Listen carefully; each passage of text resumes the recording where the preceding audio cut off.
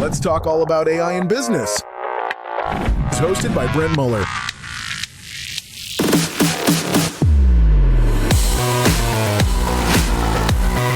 Welcome to the Future Proof Podcast.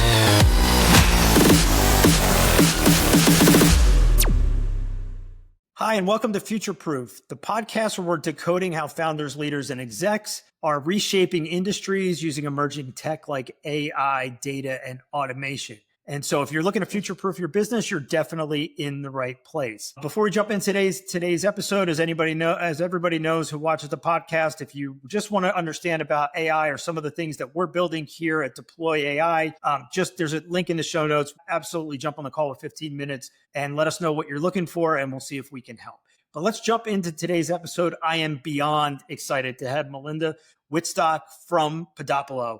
Melinda, thank you for joining. Yeah, it's great to be with you. Thank you for having me on. Awesome. So this episode is going to be completely different. And for all you podcasters out there, you need to sit up and pay attention. Melinda, first off, let's talk about your background because, this is what, fifth business? Yeah, it's the fifth. Yeah, fifth one. All right. So walk us through your background and then we'll get into Podopolo. Well, I don't know, this goes way back, but I was the kind of kid that used to go around my neighborhood at age 6 demanding prepayment for my show. It wasn't a podcast, but it had music and costumes. It had all that, and I just had this thing in me, like couldn't understand why somebody wouldn't want to come to the show, Yeah. So, but I don't really know where I got the idea in my head for prepayment. But anyway, so I think entrepreneurship has always been in my genes. But fast forward, I became a journalist and a media correspondent of Times of London when I was just 22 years old, against some odds. I'm obviously not English. I was in London. I was breaking a lot of really big stories, writing about this new thing called the internet. Having Rupert Murdoch personally tell me that I was focusing too much on that, it wouldn't really amount to anything. I was interviewing people like Steve Jobs. Of all people, Rupert Murdoch, wow. Yeah, seriously, which I think is hilarious. But anyway, I was the type of journalist that really wanted to understand where the story was going, right? I'm Canadian, so I'm like, where's the hockey puck going to be? The Gretzky line, I love it. Yeah. Long story short, I broke so many big stories that I ended up a TV news anchor.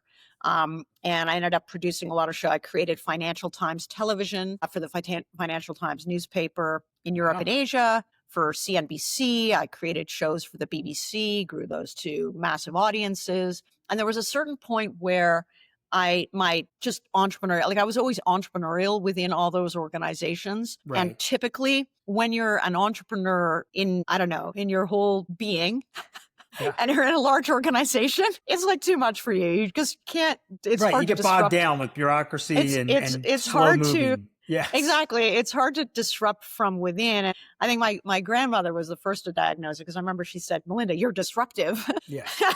And I don't think she meant it in an entrepreneurial way, but she was right. So, but anyway, my first business was actually in the public radio space. I created a news agency in 2002 called Capital News Connection. And we figured out a way with technology and just an innovative approach to teamwork to localize news from Congress in the US at scale. And within a year, it had grown to a daily audience of 3 million people aggregated across all these public radio stations. And it soon expanded into local television and, local newspapers and increasingly digital properties. And I became, through that experience, I ran that company for 11 years and grew it. And it was incredible to be able to create award-winning content for NPR affiliated stations and whatnot with a team of only 8 reporters serving 300 public radio stations. How did we do that? So that was an innovation in the business model and the way that we did the teamwork and the culture, how we were able to do that. So I talk about this because it's a theme that actually informs, one of many that informs what I'm doing now with Podopolo. How can you create amazing content and empower people to not only to produce that content and make money from creating the content, right? But how can you also deliver trust at scale? This has always been a very important thing to me. And along the way, that's a huge one, by the way, that trust at scale. And I think that every podcaster out there needs to have that as part of their mission statement. It's very critical, especially, and I'm getting ahead of myself a little bit as someone who's been innovating in the AI space since 2011. I mean, there are a whole series of things and this is always true with any new technology, where it's both a tool and a weapon. It can be used for good or it can be used for bad. So recommendation engine, great. I get personalization. That's convenience for me. Recommendation engine, oh no, that's bad because I fall into some filter bubble and some sort of, pulled down into like the deepest conspiracy theories or like whatever. Right. It's crazy. Where truth is whatever I decide, in any given moment of any given day. Right. So there's got to be a balance with this. But anyway, I started innovating with Capital News Connection. We created one of the first ever crowdsourced apps and grew that to a 3 million audience of users, I suppose, in the parlance. We let anybody ask any question they wanted of their lawmaker in the Senate and the House and in the U.S. Congress. We would get our accredited reporters would get those questions, asked and answered for people and people would vote the questions up the order and whatnot. And we discovered something really interesting, that the audience was actually asking better questions than a lot of the journalists, which became more sellable stories and such. So that's what really led me into this whole area of social media and crowdsourced content, and to how can you guarantee not only the relevance of it, but its reliability.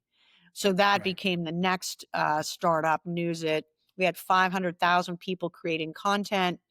We had algorithms could really actually rate the probability of accuracy of that content. Very, very complicated work doing this at very early stages of AI. We were solving the fake news problem before anyone understood that. That was a difficult business because it was like really ahead of its time. But again, it informs what I'm doing now with Podopolo. I had a social intelligence business. I had, another podcast business helping people launch their podcasts and such, a whole bunch of different things. I became a podcaster myself in 2016. So I'm about 935 episodes today into my own podcast. But anyway, cut to the chase. What made me want to do Podopolo is when I became a podcaster, with all the experience, with all the awards that I've won for creating content for radio and television, for like all my business expertise, building, growing, scaling, selling businesses, for all my work, right? It was really hard to like build audience, like really hard up against the algorithms and whatnot to do that. Incredibly time consuming to promote the podcast and figure out all the different ways to do it. Like it made my head hurt, and let alone make money from it. Right. And I started talking to other podcasters like, look, are you having this? And everybody was in the same boat. Yeah. And I remember there was one point I had basically 5 different businesses related to my podcast to support my podcast. I know, okay, this is really crazy. Like I'm suddenly like, to support my podcast, I'm running retreats. I'm doing like webinars. I'm doing like trainings. I'm like teaching people this, teaching people that. Like I'm doing what, and it was ridiculous. And so the first epiphany was in the pandemic. And I was like, well, wait a minute. What if a bunch of podcasters could, it's kind of the podcast network theory, right? What would it look like if a bunch of podcasters got together and we'd have more heft? So maybe we could, drive more ad revenue and that kind of thing. It was the first germ of an idea. But the other one was, wow, what if podcasters could really speak more easily directly to their audiences and engage their audiences with ease, right? And actually get to know them. Wouldn't that be nice? Yeah. And wouldn't it be nice if we actually knew who was listening or watching? Like, who were they? Like, what do they care about? What are their interests or demographics or psychographics? Or like, how can we make our content, just even if it's helping us make our content better? Like, just what are their insights? And here's the big one. The whole ad market in podcasting is completely broken. And at the time, I mean, it's getting better, but at the time, it's still broken. Yeah. It's still broken, because here's the thing. Advertisers were approaching podcasting as if it was broadcasting, right? And so looking for big numbers. What makes podcasting great is it's narrow casting. It's very niche. It's for specific people. Okay. And so that meant, and it still means, that 98% of podcasters don't qualify for advertising.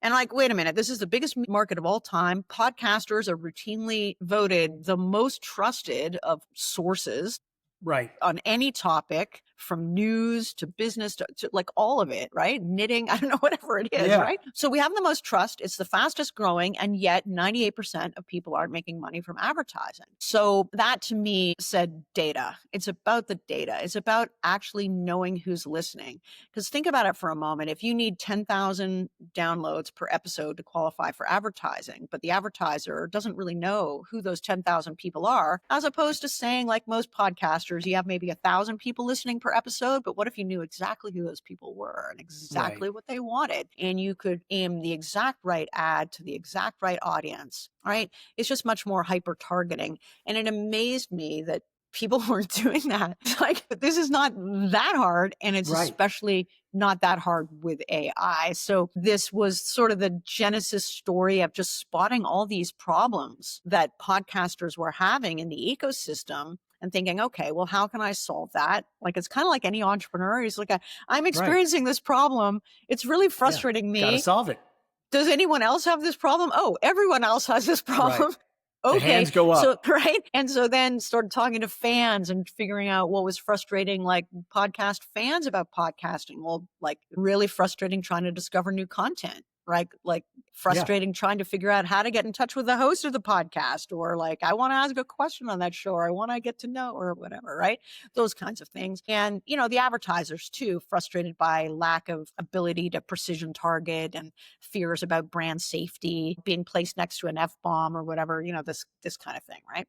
Right. And so what was the solution to that? So that's really the genesis of, you know, partly to do with all my startups have been at the innovation of media and technological innovation. So that makes sense, becoming a podcaster myself. And then also that I've just always been not only a content creator, but innovating in AI for a very long time. So that's what brings me to Podopolo. Awesome. Tell for everybody listening in here, because I'm telling you that we have a bunch of founders that listen and that are on the cusp of saying, hey, I think I either have to be a podcast guest more, or I got to start my own podcast, right? Because even if they only do an episode a month, it's really, how do they grow their personal brands? Tell everybody that is a podcaster or thinking about it, how Podopolo helps them. I mean, you've already highlighted it, but I know that there's way more it does than we're talking. Yeah, there's way more than it does, and there's way more that it's going to do, you know? So we have a pretty aggressive innovation roadmap, you know, for the next 6 to 12 months. So there's going to be lots of really cool stuff coming out about us, you know, in the fall. We're just closing our funding round right now, which is exciting. Finally, it's taken a long time to raise the money that we Congratulations, need, by the way. It's fantastic. Especially in the AI. So I'm like touching wood, like where's there some wood to touch?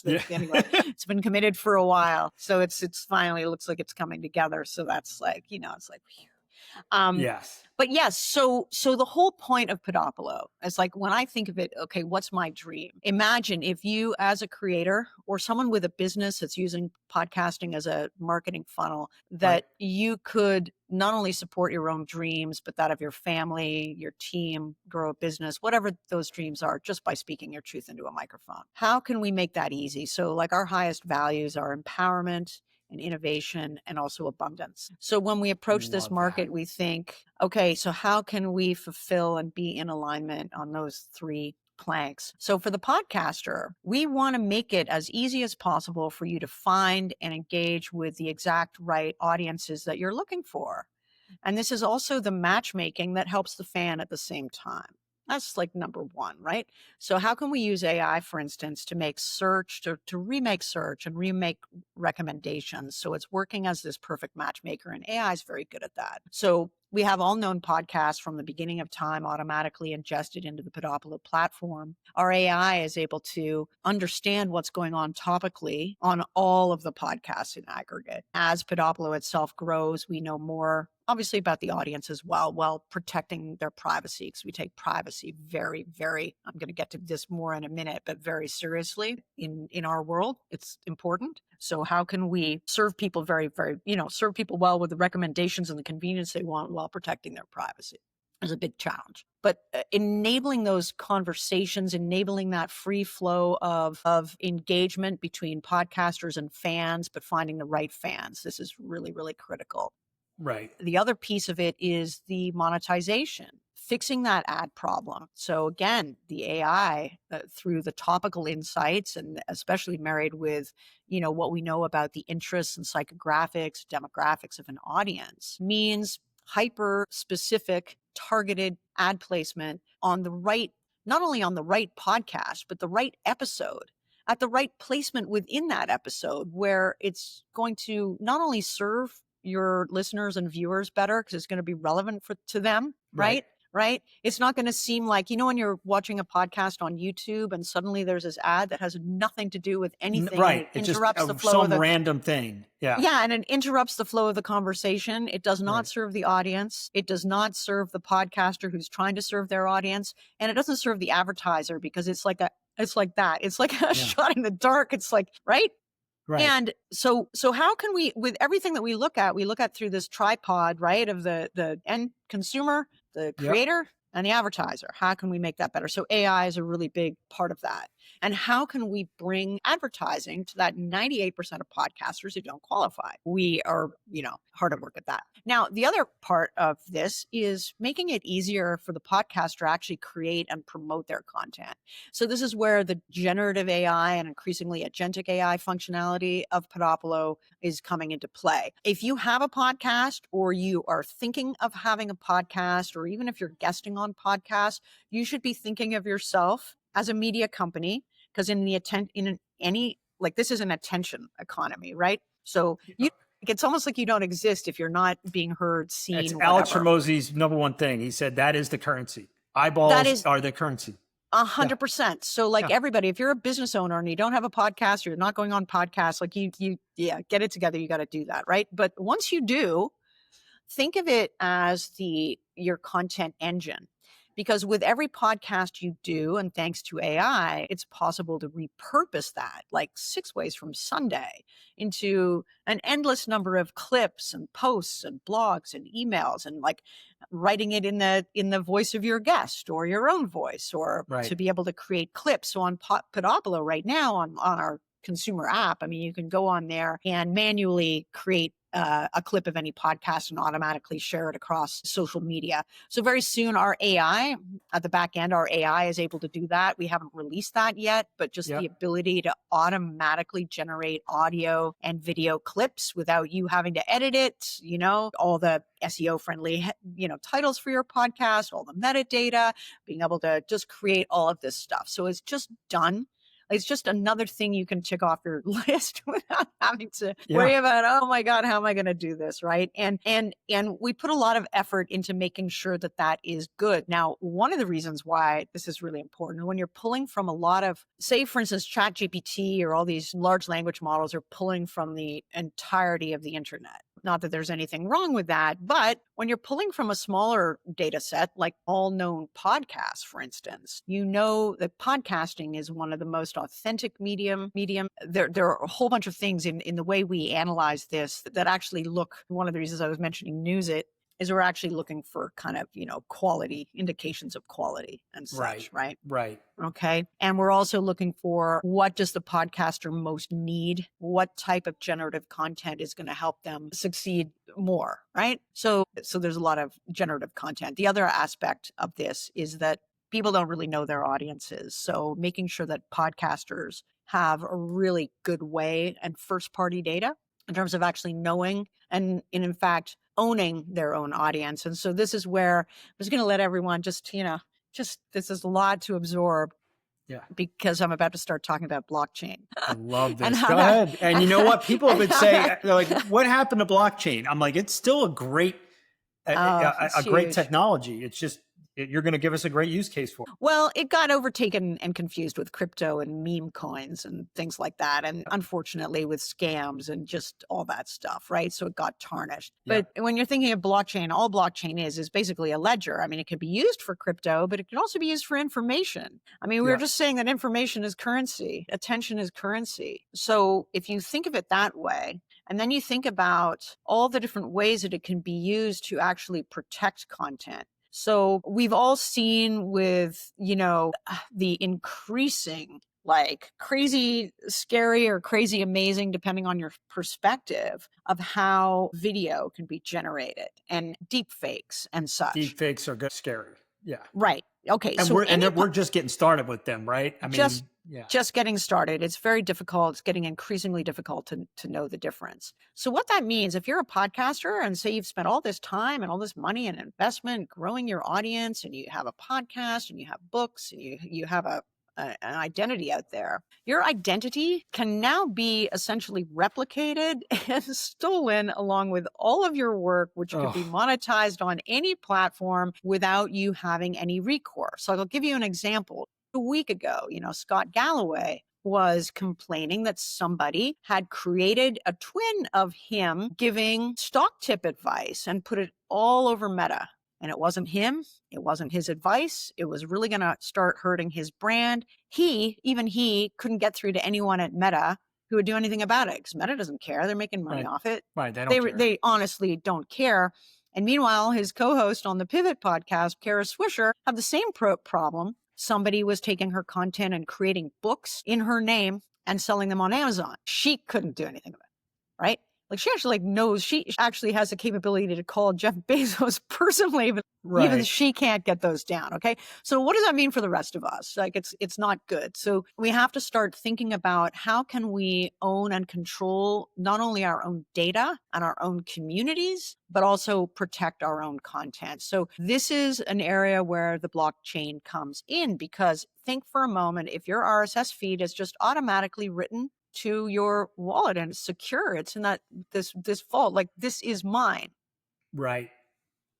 It's the first part of a defense, right? But the other part is really owning your own community. So a lot of people might have heard of this concept of decentralized AI. Mm-hmm. So there are two real big there's this big battle looming between the sort of big tech, like, we're going to control it all, we're going to be your sort of AI overlord. Right. And the others, kind of more like me, who are like, I don't know, believe in democracy and empowerment and like individual rights and freedoms, that kind of person. Exactly. Okay. Just some small details, right? So anyway, I care about just small details of, who's going to run the world. But who's going to run the world, right? Yeah, we digress.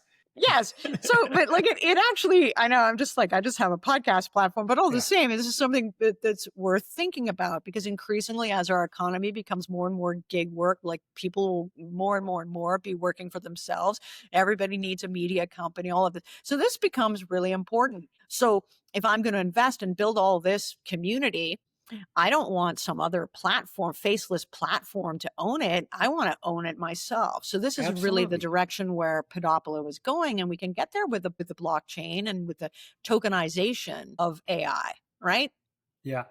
So this is very important. So think for a moment that this is not built yet, it's very, very close. So this will be launching in Podopolo in the next, several months. But the ability to, when you claim your podcast on any app, and I'm sure you've done this. Yeah. It's your RSS feed that's associated with the email address associated with that public RSS feed that lets you claim it as your own. I did not realize that, but you're right. Think about how insecure that is, right? Yeah. Okay, so we're going to change that. So it's just automatically, it's going to be authenticated on the blockchain. So everybody has a record. It's like, you own it. It's your copyright. You own this. Now think about your permissionings in terms of who do you want to have access to your content? Is it like free for everybody, or are there different levels of permission depending on how you want to monetize that content? Now assume that your fan also has a wallet. Okay. Your fan can interact with you. You know who they are. Their data is secure and private, right? But you know who they are. Right. Right.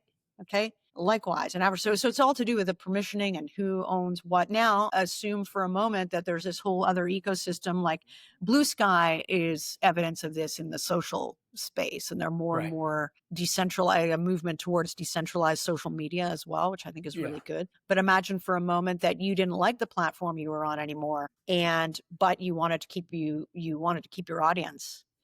If this is all on the chain, you can interoperably move that away from, doesn't have to be only on Podopolo, it could be.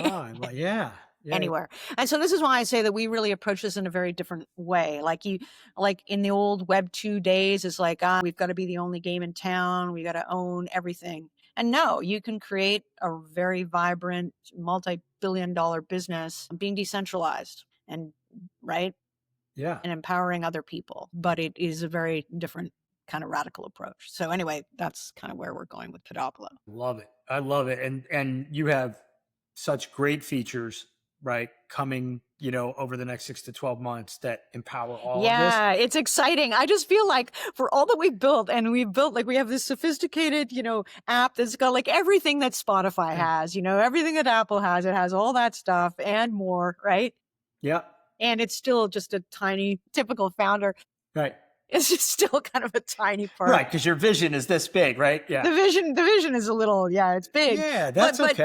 But doable. I mean, how I feel like at my age now is like finally the technology has caught up to my vision, Yes. Yeah. We were talking before the podcast. That's how like I was with the data business, right? I feel like it's now catching up, right? So, but what you're doing with Podopolo is solving a multitude of problems that we all have with our podcasts. Yeah, so I think it's fantastic.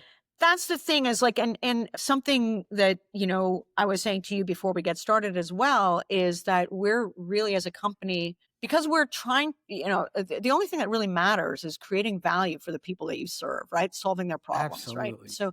So that's why we really like to co-create with podcasters specifically. We also do with fans and advertisers, but, with creators. And so as we roll out these blockchain, work on them and roll them out, and some of the more sophisticated Gen AI tools and things like that we're doing, and including a really cool thing that we're going to be doing with agentic AI and such, is to co-create. So we are going to be working with pretty tight beta groups of podcasters in different genres.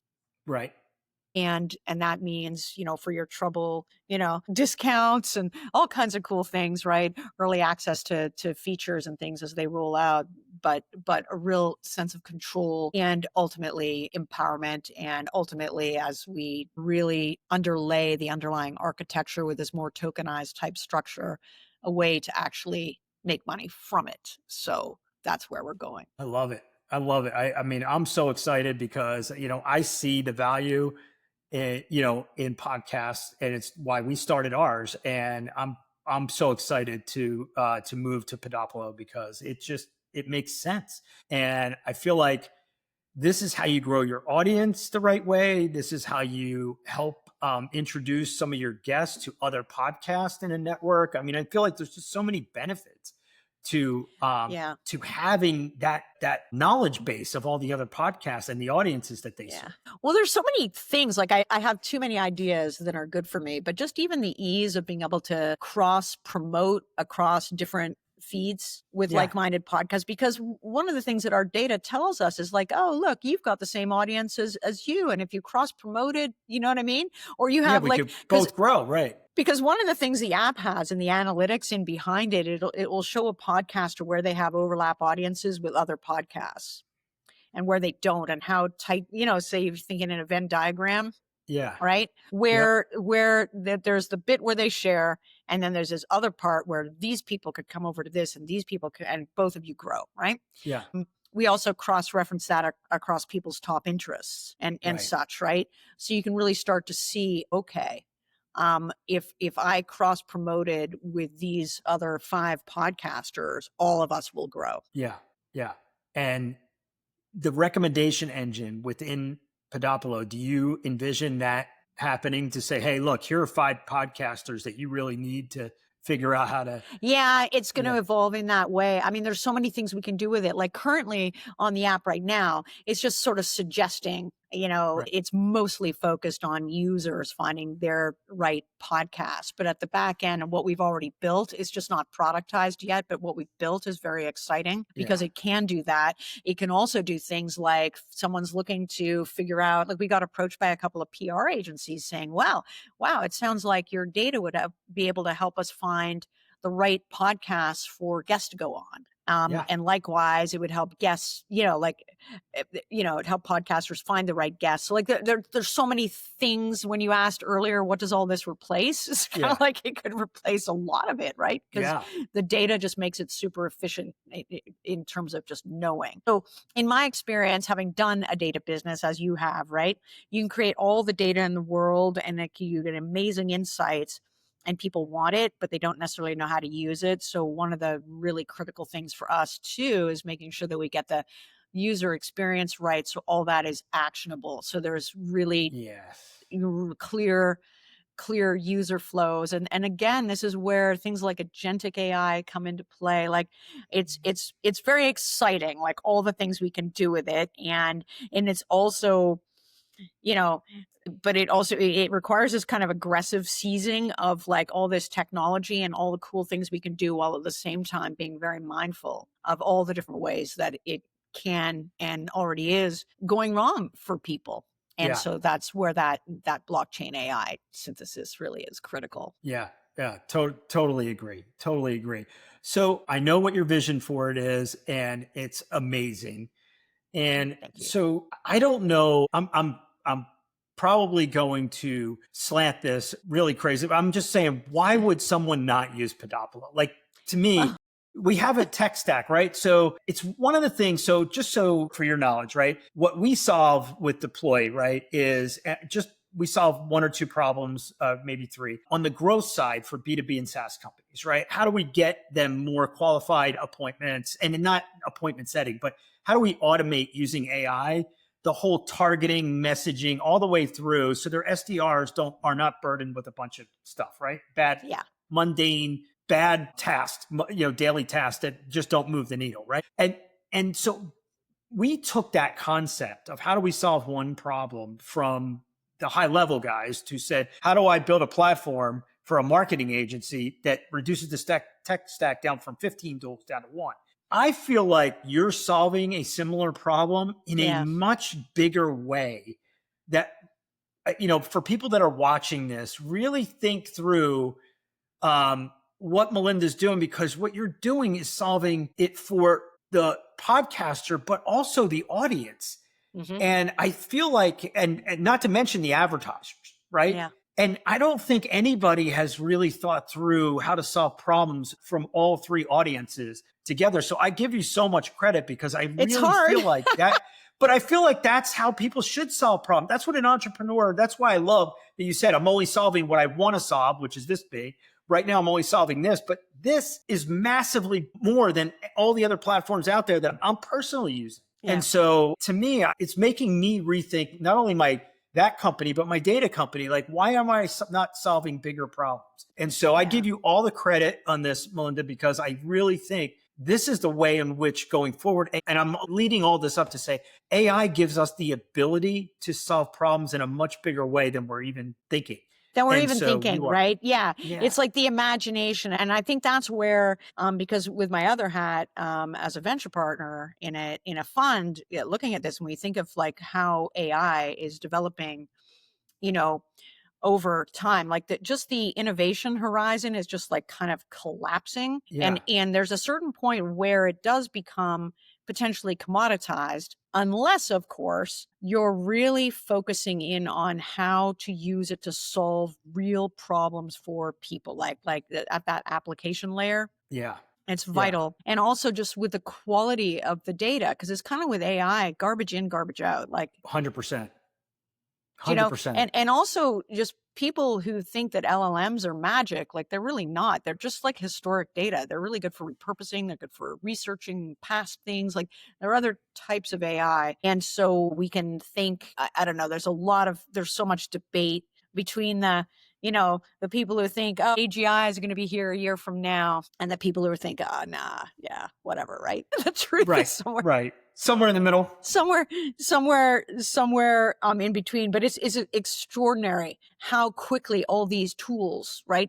Now, it feels to me a little bit like the .com boom era, right?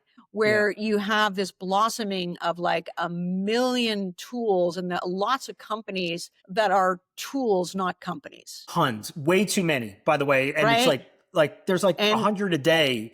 that come online, and you're like, who's going to chase this? They're not going to survive because it's like literally a tool, and a tool that ChatGPT could just say, oh yeah, hey, we'll do that. Right. We'll just do it. Right.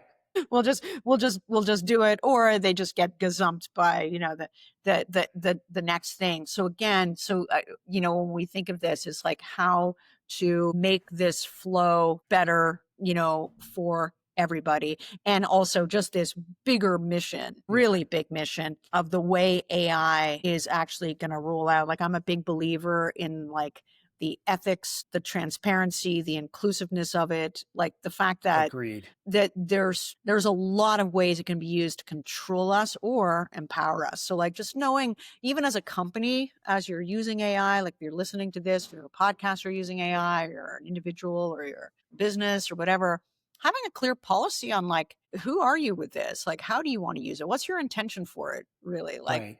how are you going to, what are your policies? How are you going to use it with your team? Like, are they going to know you're using AI? Or are they going to be part of the solution? Like it begs a lot of different questions and in terms of, governance and approach and whatnot. And I think I just see this interesting time for content creators where the ownership of your content is really, really critical, and protecting that is vital, because otherwise you're just commoditized. Like, I've seen what big tech has done to the news business, for instance. Yeah. It's ridiculous. Yeah. So that is really key. And so we just, we'd be happy. We'd be a huge company just to be the little blockchain inside across a whole ecosystem. Yeah. That alone, I think is going to be really vital. Well, and it goes back to what you said, is that podcasters it's the most authentic content out there. It's why it's the most trusted source, right? So protecting it and empowering it and innovating on it, which are your mantra, to me, is why everyone should gravitate towards Podopolo. And I'm really hoping that you become this central trusted resource and tech, like integrated tech stack that you can't do a podcast without, because that's the goal. Yes. And I love it. And I'm so excited to just follow you, be part of it, because you're doing it for all the right reasons. And you're right. As content proliferates, especially deep fakes and AI generated stuff, it's going to be harder to decipher where the trusted stuff comes from. Mm-hmm. And if you help us protect it, I think that's a win for everybody. Yeah. Yeah. Vital. Absolutely vital. Yeah. So listen, I know we ran a little long, which I love. Like I'm definitely going to have you back, because honestly, podcasters just need to hear from you more and more and more. But Melinda, just tell everybody, one, how they should get started with Podopolo, and two is, just why advertisers should be thinking about Podopolo, because right now that this is an untapped mega audience if they can tap into it. Yeah. Well, the first way, I mean, if you're a podcaster, because we're at a really interesting stage right now, with just starting like some pretty serious tech sprints around taking Podopolo really to this next level. So really want to talk to folks like you who are interested in being, working with us in these beta groups around either the blockchain side or the AI side and such. The easiest way, though, to just interact with Podopolo is go download the app from either app store, right? Start listening if you're a listener. Authenticate your podcast on Podopolo and start.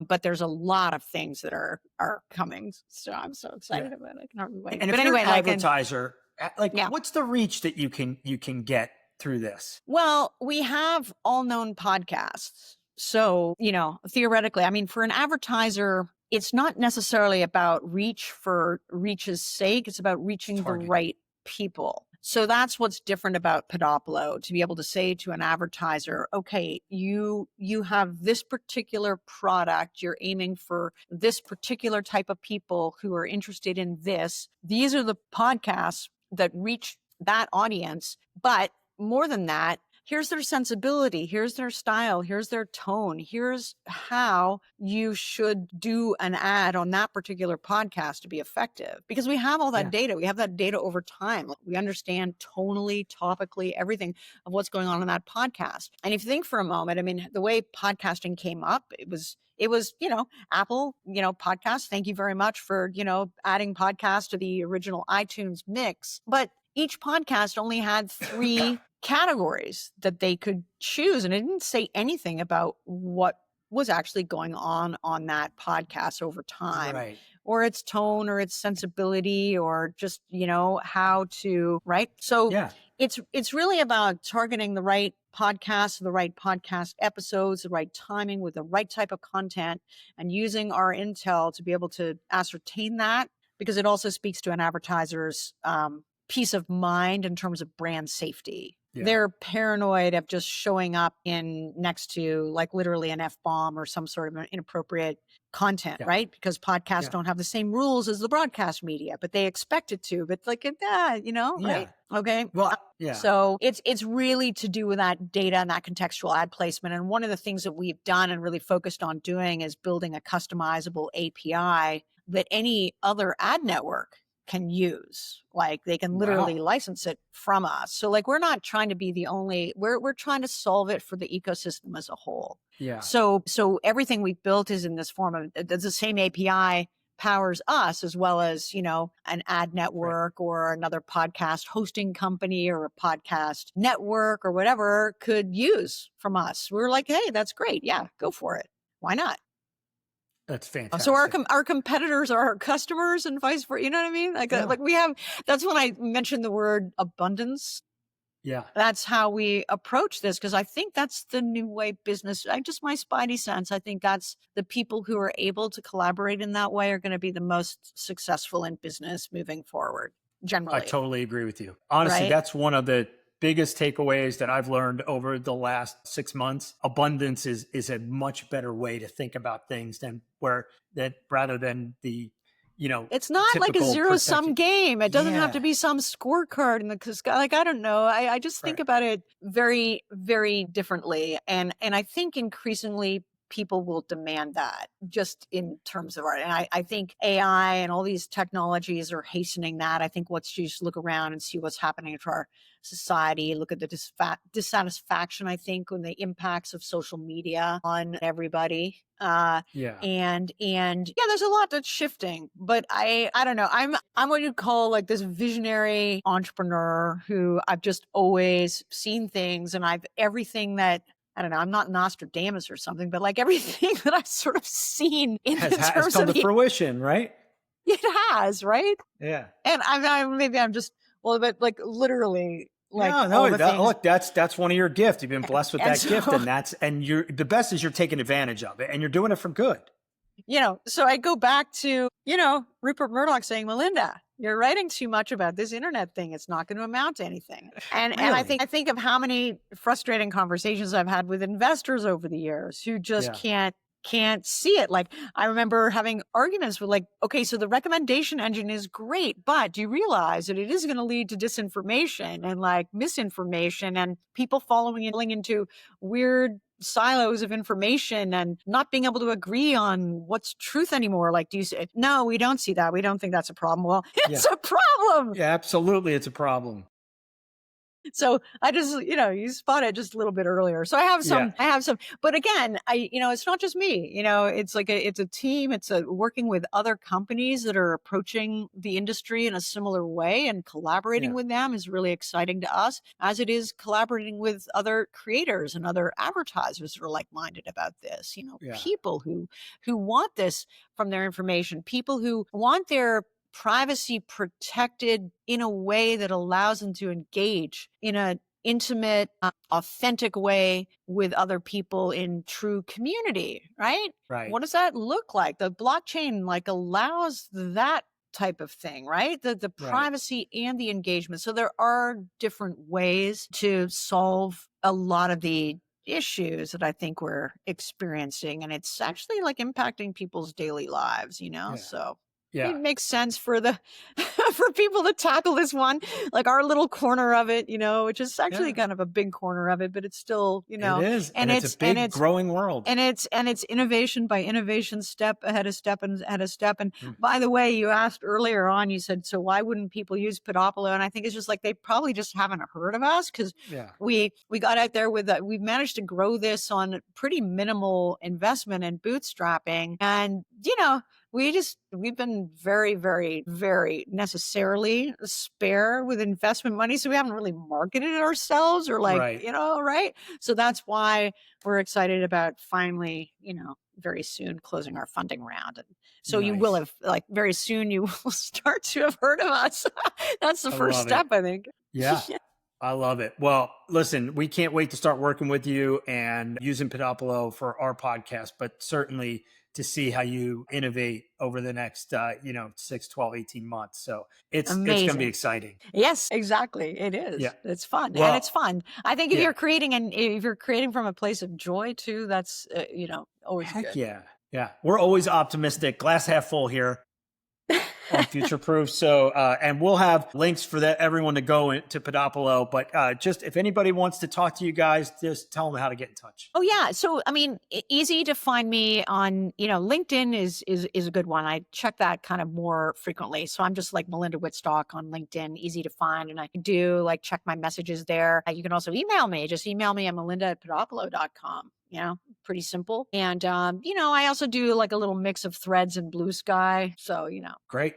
Awesome. Now everyone knows how to get in touch with you, but we'll have all those links when this goes live. But Melinda, thank you for spending this time with us. And I'm really, really excited. This has been phenomenal. Thank you so much for taking the time and for me and letting me share my vision. I appreciate it. It's fantastic. It's fantastic. Well, that wraps up this episode of Future Proof. And we will see you guys on tomorrow's episode.